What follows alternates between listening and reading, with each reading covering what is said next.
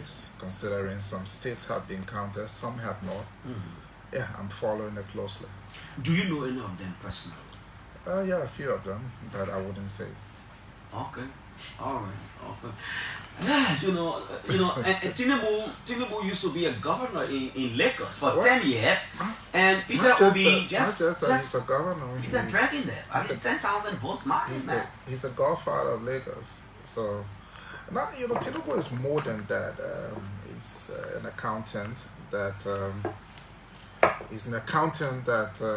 got into politics. He learned the ropes, and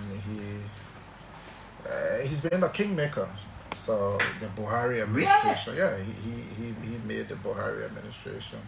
He made the Goodluck Jonathan administration. He's influenced whoever became governor of the state of Lagos. So he understands. I hope you will make him sure, because sometimes people vote for you in those kinds of elections or in these kinds of elections on the basis of what you did when you were governor in Lagos, that he could now win Lagos. Do you think there's a factor responsible? I tell you what, the politics in Nigeria is quite dynamic and fluid. Okay. Don't forget, Lagos is like Monrovia. It's an intellectual state. More or less, you have a lot of urban migration to Lagos State. And the rate of urban migration, I mean, since he left being governor, there have been 2 other governors of Lagos. And Lagos being a state, it's a commercial capital. So lots of people come to Lagos for several reasons. And politically, when people come and they don't realize their ends, they will blame somebody. And most times it's clearly the ruling establishment that will be blamed in many respects.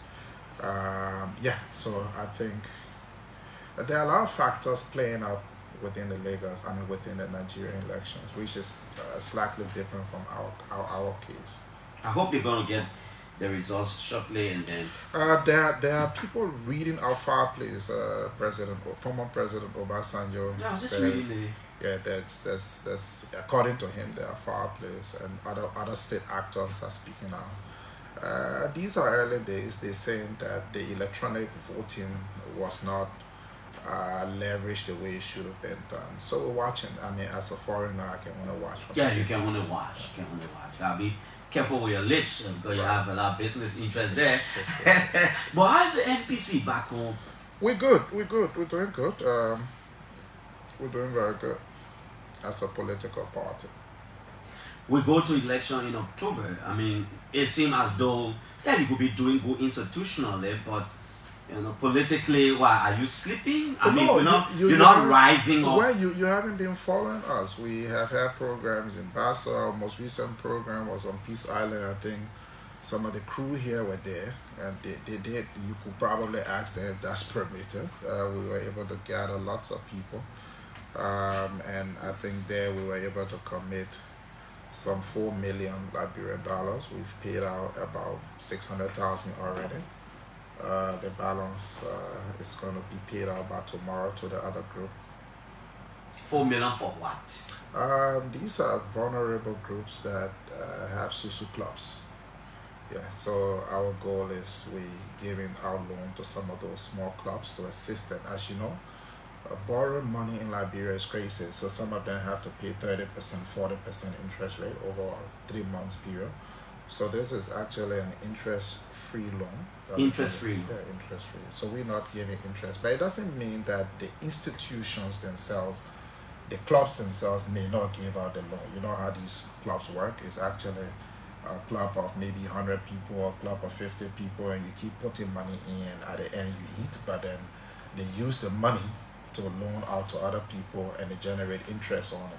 So by giving them the interest-free loan, it means that they will be able to be more moderate in lending to some of those other people. Do you have a structure working with them?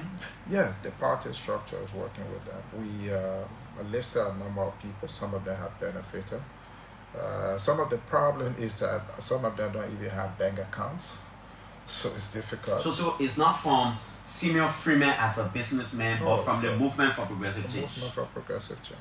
I'm afraid. I hope they will not see that as a political money. Well, if they see it as a political money, they sign an agreement. So Okay. we have an agreement. They will have to pay back over a period of time. Yeah. So it's our way of trying to assist in with some of the difficulties.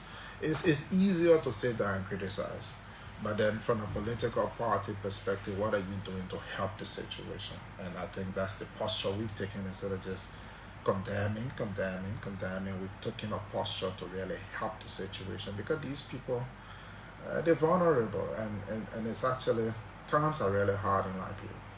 The last time I spoke to your party chairperson, he did not erase any possibility of the MPC joining, for a merger or a coalition, and we spoke on a lot of issues. Now, where are you? Where do you intend to go? Is it stand alone? I'll tell you what. Clearly, we are open. We're very much open, like the chairman said, and we're open because no one party can beat a ruling party like that. None of us have the kind of resources that a ruling party has access to. And unless we talk with each other, unless we collaborate, in many ways we can collaborate, we may just be deceiving ourselves. And so in the coming days, you will be invited to some programs where certain actions will be taken from a multi-political party perspective. Joining other parties, possibly? Well, I wouldn't want to say joining, but or collaborating. There are many ways we can collaborate. I'll tell you this much. For example, you've had killings that we could easily consider as political. Mm-hmm. The only thing we've done from a political party perspective is being condemned. But I think even if we were to silence the issue of who becomes president and vice president, and just collaborate with each other under the circumstance, right? And we were just to say, okay, look, if any such thing happened to any of our followers or any political actor, all of the people desirous of being president could sit down under one roof, have a press conference, and mobilize forces to ensure government compliance, to ensure investigation, or to ensure or enable civil disobedience, so that these investigations are not just hanging in the cloud like has been the case. No one political party in the opposition probably has the kind of resources it needs to deploy pool washer all across the country. But we can collaborate in those cases. We can collaborate where we ensure that we compel compliance. For example, I hear you talk about the budget, right? There has been no budget performance report in the last couple of years. So that's why you heard the American ambassador saying that support, whatever allotment is given to integrity institution must be upheld. So there's a difference between what is allotted and what is actually paid out. Mm-hmm. But the only way we know that is in a performance report. So even if it is said that the budget has increased, we wouldn't be able to know that until we actually see who got what. So can political parties from the opposition collaborate on those fronts? Together, all of the political party chairmen come together, have one joint press conference, take one joint action that needs to be taken to say, look, for example, we're going to make sure a budget is not passed until we see this document. So we have many common points of unification, void of who become president, who become vice president. I think when we start to collaborate on these points of common interest, then we will be able to see closure. For example, take the current Legis report. How can Monrovia, Monserrato not grow massively, but Grand Cru grows massively? Is somebody working miracle in Grand Cru, or are the people? I want to also talk about that separately, but anyway, go ahead. I mean, are the men in Grand Cru now having 20 children? And so you have movement in Grand Cru and Bassa and other counties, but you don't have it in other areas. Now, political parties together, even if we're going to be carrying whoever, one party carrying lion as president, another party carrying dog as well, whoever we carrying, all right? But we have those points of common interest. So if we can collaborate along those lines, it creates a very good basis moving forward. You say that to mean that you don't trust the census results? clearly, the census result don't even trust to say I wasn't counted. All the people in my house weren't even counted. I'm sure you probably, nobody went near your house. So, the census result clearly, if people were not counted, then who was counted? Where did they make these assumptions? So somebody just went and he said, okay, in our house there are 4 people there. Or maybe they asked a neighbor and the neighbor said, I thought these things are information that I fill out. I thought it is from here we know the number of Pella people in Monrovia. From here we know the number of Bassa people in Monrovia. We know the number of crew people. We know how many people have a degree. We know how many people are high school dropout. It's from these kinds of things we know what kind of work to do. The census is not just about knowing your population. It's also about knowing a lot more. And the way it's being done, you can see the level of mediocrity reflecting in these kinds of things. That's why we must not give these kinds of major tags to political loyalists, because it's clearly not helpful. So in every respect, these are opportunities for us in the opposition to unite ourselves. And I think if we do that, then over time, we still have time.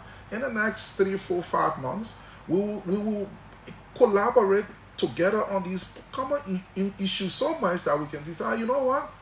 Instead of being stubborn, let's make Clarence Jackson the president. Let's make John Brown the vice president.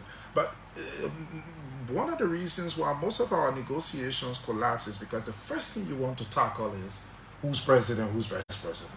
And so we leave all of the other points of collaboration empty. So the people who support us, it will be probably difficult for Simeon Freeman to be attacked because it's going to be too clear. But it's going to be easy if Mr. Jackson supports Simeon Freeman for him to be attacked. So our supporters could be sitting duck if we do nothing, if we don't collaborate. If you attack any of our supporters and all of the political leaders come together under one roof, call a press conference and demand that there will be no movement, that will be civil disobedience, and we want to be part of an investigation, we want to see and be part. Look, we got security people within the opposition, former security people. We have people that have populated serious position in the country. So they also understand the workings of the security infrastructure. If we put up those demands, it makes it difficult. Anybody planning to do anything, we can tackle it now. We can begin to correct abnormalities within NEC. But what we've done is we've decided, since we cannot be president or vice president, then we have no basis for collaboration. In other words, you in the opposition are leaving the real issues right and wrestling amongst yourselves about leadership of the country. Right. And so that creates an opening. And you saw that in Lofa, the Unity Party couldn't raise the kind of money it needed to raise to deploy pool washers all over. The issue of pool washing itself is expensive. Providing food for pool washers is expensive. So you're talking for a senatorial election alone, you're talking probably $100,000. So that left everything open. And then we come to the airwaves and query. And that's why we have a different opinion. And we're proposing, I'm taking that full responsibility to talk to different political leaders, to have our political chairman's meeting once a week and the political leaders meeting once every 2 weeks. In that way, we can discuss all of these issues, bring it to the table, and put up a solid front. If we have to mount a legal challenge, then we do mount that legal challenge. In the midst of all this, Mr. Simeon Freeman, do you still believe President George Weah does not deserve a second term? Definitely not. Why? Look, on many fronts. Let's even take the issue of education. In the State of the Nation address, I was able to look at Sierra Leone, right next door. Sierra Leone has a higher population than Liberia, but Sierra Leone spends more than 30% of our current national budget on education. We spend less than 2% of our budget on education. Let's look at the era of job creation. Show me one people from the economic managers of our country that has shown the number of jobs that were created since the government came to power. They have argued that probably we don't have that infrastructure to determine that. Oh no, you do. You do. It's easy. It's easy. It's very easy to measure some of those things. Now, the census would have helped in more depth, but when I was part of the executive committee at the Chamber of Commerce, we had a labor force where we work with the International Labor Organization to try to build an appreciation of the job infrastructure under the former Madam Selly regime, and we're able to determine the total quantity of people working in the banking sector. At that time, we determined there were about 2,000. And at that time, you have more bank branches. We were able to determine the number of people working within in many of the service sector, like the mobile phone company, the DSTV, all of the, the shops and different things. We're able to mount that. So if the government wants to, it can. But let's even forget about that side. Let's look at the budget itself, because you have to spend money to get money. How much money is the government spending on job creation infrastructure? The last 2022 budget show, under Ministry of Commerce, they had $3 million to invest in the private sector as such. But let's look at the reality. The budget for the Vice President office, $3.2 million. The operational fund for the Deputy Speaker and Speaker office are $1 million. The allotment to drug enforcement agencies, $415,000. So you can see, if you have to create job, it's about how much money you invested. If you have to look at the budget itself, most of the money in the budget is consumed up, and they have this thing called PSRP, Public Sector Investment Forum. So what they've done, for example, let's take the $3.6 million they were given to the legislature, they put it under the Public Sector Investment Forum. The total budget of Liberia, the last budget, because I haven't done this analysis of this new budget, we spent about $125 million on recurring expenditure. What a waste. We also spent another... Call that a waste? Recurring expenditure waste. Most of those expenses, we really don't need them. Then you have another $158 million that is spending on, they call it non-financial assets. That's the procurement of cars and all those things. For a country of 5 million people, for a country where people are poor, where should we be spending money? We should be spending money on creating an industrial sector. Do you know the principal reason why the guy jumped from Bon County and come to Monrovia? There is no activity. You come from Bon County, you leave from Bon County today. You go back 5 years later, you can still remember every road. Leave from here and go to other countries, even right next door, Guinea. 5 years later, you've seen some kind of improvement. You will even forget. You go to Accra, you go to Ghana, you go to Nigeria. You see, 5 years later, you will see some level of progress. And because of their level of commitment, they've been able to attract certain kind of investment. In our case, we are not investing in the private sector like we should. So obviously, we can't create job in a vacuum. Job is a clear result. Job is like business expansion. Your business will not expand if you're making $500 every day, Liberian hour every day, and you go into the beer booth or you spend it on girlfriend. But if you're saving it, if you're making $500 every day, and 6 months later or 12 months later you buy another pen, then you've expanded your business, right? So that's the thing with government. How much of the public envelope is being spent on creating a non-existing private? Your critics say, people like Simeon Taylor, Boakai, Cummings, you can say all you want to say in the midst of a united opposition, and sometimes it depends on who you talk to, that kind of characterization. They say, you're going nowhere. I mean, you explain all you want to explain. Once you can't get away with some of your ego, Josh Weah is going to get rid of it. What do you say to that? So this is where I say the approach is different. Let me give you a feedback. A couple of years ago, and this is an American example. A couple of years ago, one bank in America, JP Morgan, wanted to come up with a vehicle in the subprime. And what they did was they gathered 8 bright young people. They sent them on a holiday for a week. And when they came back, they came out with a brilliant idea that became a vehicle that was sold in terms of how to manage risk. I'm saying, when the first thing we want to discuss, today 2 political leaders come together. They don't have any feel of each other. They know nothing about each other. The first thing they want to do is, who's president, who's vice president? Yes, you're going to have egos. But if we collaborate on all of these common points, it means what? Our chairmen are working together. Youth leaders are working together. We can together decide, look, we take this glorious car issue. We can decide to mount a front, take the issue of arms that were discovered. There was so much fanfare with this arm discovery. Today, nobody's talking about it. Where are those arms? In what quantity? Who's going to use it? What has happened with it? Could it be used against us tomorrow? We don't know because we're not talking with each other.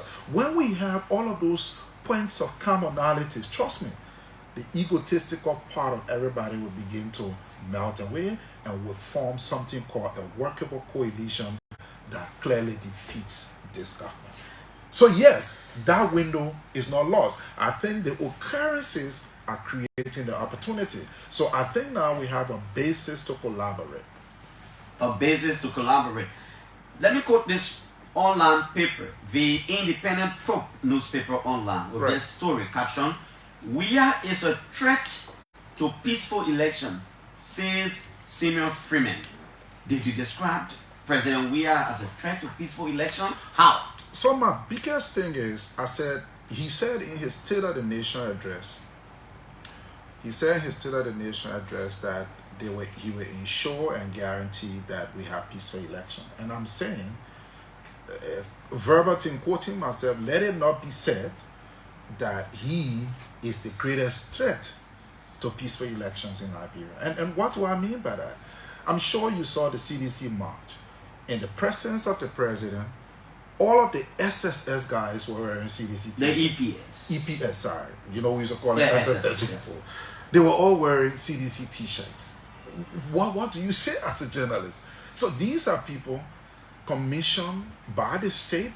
The EPS is an integrity institution. It's like the police. It's like the GAC. It's like the Internal Audit Agency. You can't wear a party hat, a party beret, a party t-shirt. You wear the state infrastructure, protect the president, and let him do his campaign. That's what is provided for under the law. In the face of the president, that was permitted. Not just that, arms were arrested. There was so much fanfare. It's been probably 3 months now. Nobody's talking about it. It's buried. Where are they? So always the security say, the police say it is investigating. Well, you can have endless investigation in these kinds of circumstances. Don't forget, the history of Liberia is replete with these things. Under the late former President Samuel Doe, we saw framing of opposition. We saw a lot of things happening. And you can see these things begin to build up. Now you see there is former Chief Justice Gloria Scott that supports another political party and all these kinds of things. And she's been making some statements. So all these kinds of things are beginning to play out. Where are those arms? The way you do these things, and not just that, let's go further. Today we're celebrating, for the first time in my lifetime, $100 billion cocaine was caught. The people who brought it in, nothing. Another million dollar, another 40 million was caught again the other day. Why is Liberia all of a sudden becoming a transit point under this government? You think the president needs to speak to some of these things? It's not a matter of think. I think we have clearly, the way it's going, if you give the EP, the what do you call the people name, the people who fight the drugs, what's the name? Drug enforcement, DEA. If you're giving them less than $500,000 budget for the year, somebody was joking when I said it, the person said DEA has only one pickup.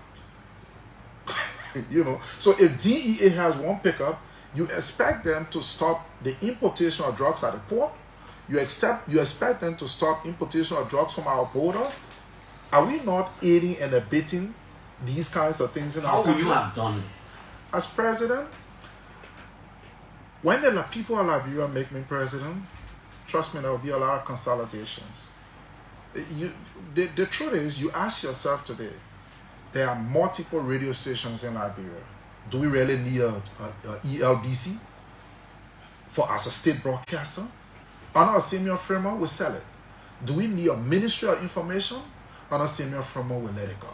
Do we need all these multiple, conflicting state institutions that one day, public procurement is fighting with GSA for who's supposed to do what? Do we really need these things when the people of Liberia are something? Look, we're talking bread and butter issue. Who's going to speak for a Simeon Freeman government if you did away with the Ministry of Information? Oh, I thought that's why you have the press secretary to the president. No, the press secretary speaks for the president. Yeah, so you have in each ministry a press office, and I'm sure you know that better than me. Absolutely. So all of those press individuals in each ministry and agency, what are they doing? Is it not the same government resources? So you have all these multiple opportunities. No wonder why this government inherited 55,000 and added another 15,000. Today the workforce is 70,000. So all of that thing about squeezing salaries and what have you was intended to do one thing in particular. And what was it? It was intended to accommodate the 15,000 people that have been added. And that's why in my rebuttal I said the payroll at the time was lower than the wage bill today. It's much higher. So you see, the reality is we're not making progress because we keep using an approach that's no longer workable. Those approaches could probably work in 1960, 1970. The population was small. Today, it's big. Let me just give you an information, just for public consumption. Liberia has the highest capital city population density in Africa. Capital city population density In Africa. meaning in Africa We have about 37% of our population living in the city. The population of Monrovia, 1.6 million people.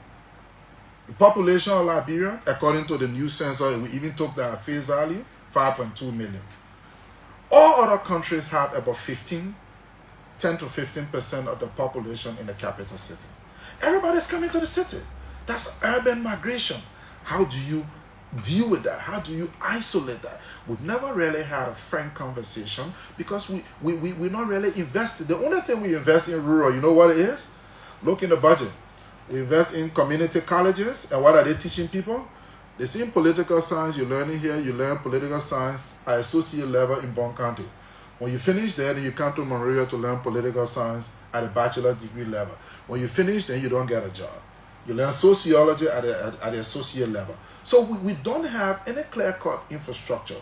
Not just that, the other support is county development fund. Is that what's going to create the necessary employment? Will you get rid of that? When, as president, all of those community colleges will be turned to technical colleges. We need real skills. Think about it.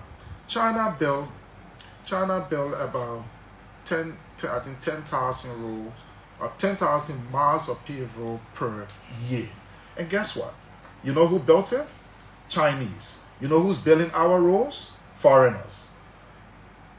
Let's take the big difference. Most of the roads built in America, it's not Chinese building it. Who's building it? American businesses. If we turn, like you see under the former Torba administration, we used to have the RMTC on the Bassa Road.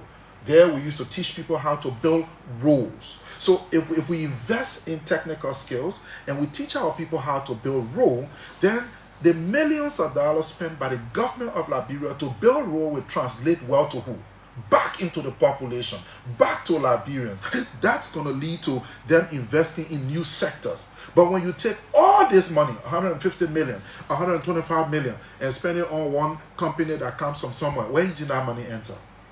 They laid 10 Liberians or 20 Liberians they have on the street helping to build a road. Do you think that translates to anything? It doesn't translate to any job. So that's why all of the roads being built is not even affecting the economy in a way it should.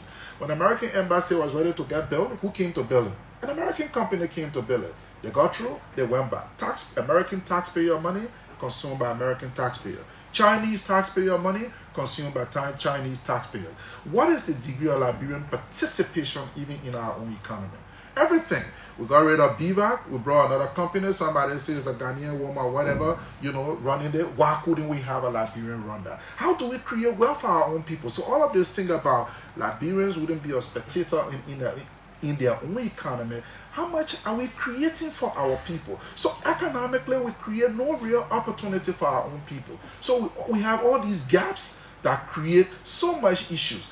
Listen and do the profiling. When you see a Liberian company, it hires more Liberians. The Lebanese company hires Liberians at a very low rank. The Indian company hires Liberians at a very low rank, and not in huge numbers. The Liberian company hires more people. How do we create those opportunities? There are a lot of low-hanging fruits, like I've been talking about. Let's take the airport. Why haven't we, every country in Africa, Mauritius, Seychelles, they're all visa-free. Liberia, you still have to get a visa to come here. Why haven't we even dropped visa to say, come to Liberia, collect visa at the airport for free. You don't have to pay anything. Why haven't we to be able to impact tourism? Every opportunity for growth is stifled. Is that the case you'll be making in the opposition? That's the case we've been making. That's the case. Those are the things people are saying. And look, it's not about cases. I think, in fact, as a journalist, you have a lot more access to information than I have. The truth is, you walk the streets, you go around, you hear what the people say. It's not Simeon Freeman speaking. They're tired, they're hungry, there's hopelessness. The other day when we were on Peace Island, some group of motorcycles spoke, and I didn't even know this. You know what the guy said? He said, people give them the motorcycles to sell, and it takes them 2 years, sometimes 3 years, and even to win the motorbike. You know, win the Mini, to buy it over is practically impossible. Imagine, the lifespan of that motorbike is actually 6 months to a year. So if it's taking you up to 2-3 years, and you can actually buy it over, it shows you the depths to which our economy has sunk. These people say these things to people like you and other members of the opposition, but guess what? When the president and the government people go to these various communities, they celebrate them. They chant slogans. They make people to believe that George Weah is doing so much. Are they playing games? So, you see, here's the thing. I'm a poor man. Mr. President comes around. I know if I make the loudest noise, I could get recognized and I could get something. At that point is, how do I get something? I think you saw it in the last senatorial elections. You remember? There was one. You think it's going to repeat? There were 2 candidates, right, in the last senatorial election. Thomas Fowler went around. Everywhere he went, there was a lot of noise. Not so? He was the one spending the cash to the market centers, the pempen centers, right? You follow. Mm-hmm. And what happened? The people were making the most noise. And even me at one point was deceived to believe that he would have won. But these are the realities of our time. The people say they are poor, and that's what they say. When we ask them those same questions, when the people come, why don't you say it? And then one of the guys told me, you think the people don't know what they're doing to us? We must tell them. So when they come, it's our time to eat something too. They say President Weah was not on the ballot. It was Thomas Fowler. This time, Weah is going to be on the ballot. Your critics think that, So let's pray and hope that we have a peaceful election and fair. But from the outcome of things, one of the pressures we now need to mount is that the Elections Commission don't use the numbers from the census, because Grand Crew could not have grown overnight. So Grand Crew, Basso, did you attend that meeting? I'm hearing there was a meeting of opposition political parties, and before the end of this week, they're supposed to come up with a statement that they're not accepting the census result. The chairman attended, and party officials from our party. Okay. Oh, you've heard it too? Well, we know that. So that's what I'm saying that now. We want to stand against such an outcome, because not just Grand Crew, some other counties where these numbers we believe have been padded will be a basis for the unfairness of the election. We believe if we run a clear election that's fair, we will not see a return of President Weah. That's what we believe. Simeon Freeman is political leader of the Movement for Progressive Change, the MPC. Every time I say, sometimes I really want to say Simeon Taylor. Then I realize that Simeon Taylor is a senator of Glen County. Right. This is the OK Morning Rush. Is our guest. Do you have any fear other than EPS people wearing T-shirts? Do you have any fear that there could be any tension sparking up in the country during elections? Well, these things are fluid, and there is no magic wand. But if they are fluid, it clearly means that we have to pay attention to the initial signs. Already, there is a disapproval of the census result. We still don't have a clear understanding as to the methodology that will be deployed and employed by the NEC regarding this biometric system, since it's totally new. So all of these things are areas of contention, and that's why more and more we need to work together to begin to tackle them as a group in one set. We believe if those things are tackled and resolved, the reaction from the institutions, the integrated institutions managing these things will create a basis and a measure for reaction. So it's a step-by-step thing. Nobody can sit here and start saying, oh, elections will be bad, there will be crisis. I think that would be clearly irresponsible. So what I think is responsible is the issues as they arise, we tackle them. Once they are tackled, we see the response. Based on that response and our own working together, we will together as a group determine the next course of action that has to be embraced to correct the abnormality, to ensure that we don't cry far after an election, but we take steps to correct the rough edges prior to elections. Now, let me ask you, are you prepared to step aside if the need be to allow somebody to allow somebody to run as president with people like Simeon Freeman, even if you were not chosen as vice president? The answer is a resounding yes. Am I willing to sit with people that share like minds, that have a clear understanding? Am I willing to step aside? Yes, I'm more than willing.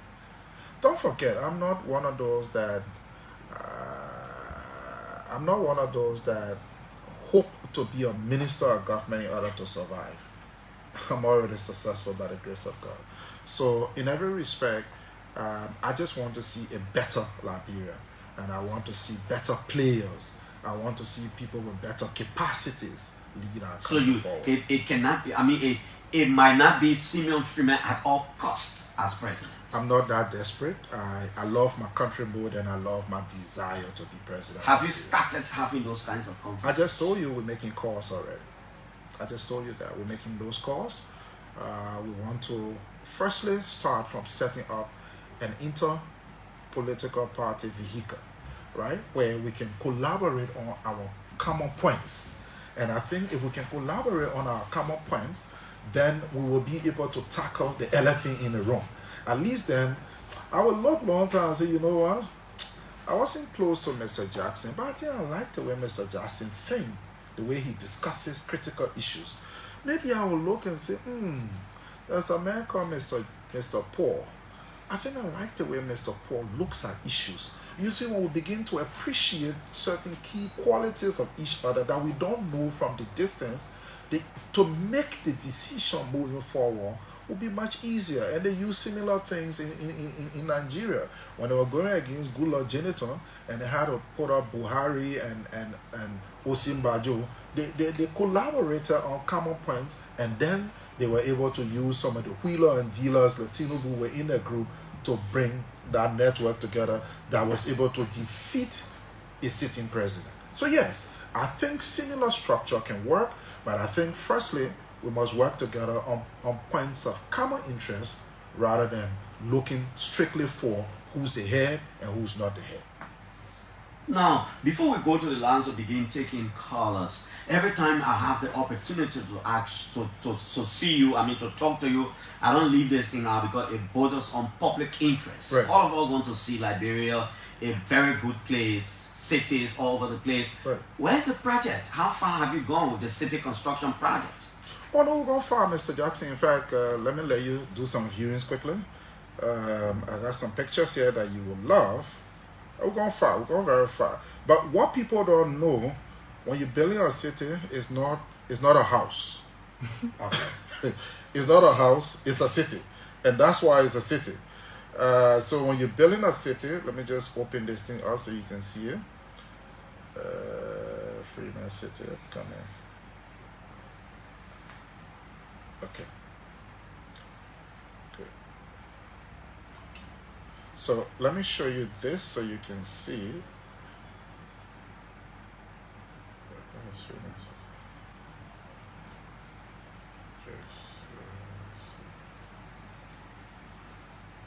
So I will show you this so you can see it. This Freeman City here. You call it the Freeman City? Yeah. Okay. Scary my name. Who else? Why can it be different President City? Okay, I'll put Mr. Jackson. No, you don't have to be me. Folks, he's trying to find a picture of. No, not just a picture, a whole drawing. The whole drawing, how it will look. Yeah, they've done that already. To live in our place, get one of these houses. And well, no, we got many plans. We got the apartments. I know my man Eric now will move there so I can take one of the apartments. Start paying small. Okay, so I got it now. Okay. So here, you can start from here and start looking yourself. Okay. It's a So let me display a camera. Let me put my phone. Let me get my phone more light. Okay. So yeah. With it behind the scene. Yeah, you want to say you're with the far. Uh-huh. So right here. So the Liberian people. So those are the apartments. Okay, this is how Mr. Simeon Freeman say. So, they say but you can stroll. Just stroll. Yeah, I will do that. I will do that. So these are the drawings. Like you have about the Simeon Freeman city. So those are the apartment buildings. So we have 4 apartments in that building. Okay. And they will range. 4 apartments in each of the buildings. Yeah. So wow, that's a street. It's a laid out street. Go again. So okay. you see quite a lot. Go again. There's a street laid out. So that one you see is a car park. We have about 20 acres of land separated where we want to create a resort. A resort similar to what you have down on the freeway there. So that's basically the car park because the guy's supposed to come guys of people. Yeah. Okay. So it's just a concept. The guys from Zimbabwe is supposed to come in to do the what is this? Resort design. That's the gate 1 to Freeman City. Just zoom in, you see gate 1 to Freeman City. Okay, I see that. Freeman City gate 1. Right. So you see those houses are the townhouses. So those are the ones where you have living room, dining room downstairs, but rooms upstairs. I see Freeman City gate 2. So that's the luxury side. So we have those houses with swimming pool all by themselves. So we have houses with pool that will be targeting the wealthy. So it gives you a synopsis of the whole place because the place is on the river. That's why you see the river in the background there. If you zoom it in, right. Okay. It takes time to do those things. It's not how much is this project going to cost? You want to say that? Yeah, we said about $100 million. We've raised money for it already. $100 million. Yeah. Okay. All right. So from now to probably 2030? No. What 2030? I told you by the end of this year, by the end of this year, what we're doing is by the end of this year, we have to start now the physical aspect of building the infrastructure, the roads within the facility, laying out fencing, right? We're bringing in a dredger to dredge the sand from the river. We also bought over a rock quarry. Now, where we bought is part of a quarry that used to be used by one company, I think by Eden, or I think Medina Rock Crusher or something. It used to be somewhere there. So we bought a whole rock quarry. So that reduced our cost by almost about 10 million because we're going to be using the rocks from there to actually build the city. So the machines are coming. We're bringing in something called a rock splitter. One of the reasons why the company stopped because the company was blasting the rocks, but we're not going to blast. We have a new technology called a splitter. You just put it in the rock and it splits the rock in half, and then you can crush it and move it to the other point through the crusher. So yes, by hopefully October to December, we should start the physical aspect of crushing rocks, assembling sand. You notice you go to road construction or road construction site, you see the mountain of sand. So yeah, we're bringing in the dredger that will dredge the sand. We bringing in those machines. The last I checked, some of those machines are already even being shipped. Yeah. Okay, that's how far the proposed. But also, you didn't talk about the hotel. So you see, we didn't even announce the hotel, and we finished up our hotel. I'm sure you heard about that. Yeah, I heard it in passing the Maryland. Yeah. And now we have a new project. We're resurrecting the factory. We have transitioned from 5,000 bottles an hour to 25,000 bottles an hour. That is coming. That's going to come online by the end of March. So you own a hotel now? Yeah. So, but that's going to come up by the end of March in terms of the factory. So that's going to be adding more jobs. So you see, instead of talking, we're creating. We're doing things. Okay. Instead of talking, we're doing things. 07